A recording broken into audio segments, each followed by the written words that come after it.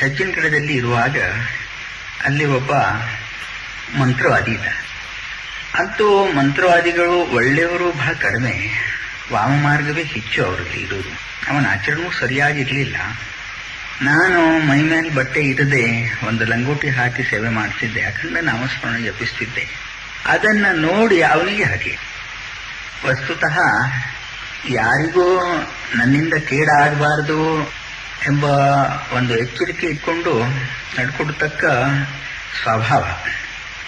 ಅವನಿಗೆ ನನ್ನಿಂದ ಏನು ಕಷ್ಟ ಆಗಿರಲಿಲ್ಲ. ಅಷ್ಟೇ ಅಲ್ಲ, ಅವನ ಕೆಲಸವೂ ನಾನು ಮಾಡಿಕೊಡ್ತಿದ್ದೆ. ಆದರೂ ನನ್ನ ಮೇಲೆ ಅವನಿಗೆ ಬಹಳ ರಜೆ.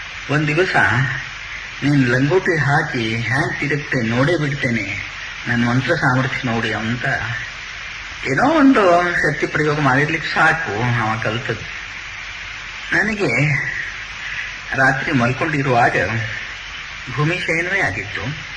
ಯಾವುದೋ ಒಂದು ಶಕ್ತಿ ನನ್ನ ಕಡೆಗೆ ಒಂದು ಗುರಿ ಇಟ್ಟು ಬರ್ತಾ ಇದೆ ಎಂಬುದಾಗಿ ಕಂಡೆ. ಅಷ್ಟರಲ್ಲಿ ರಾಮ ರಾಮ ರಾಮ ಅಂತ ಎಚ್ಚರ ಆಯಿತು. ಎಚ್ಚರಗೊಂಡೆ.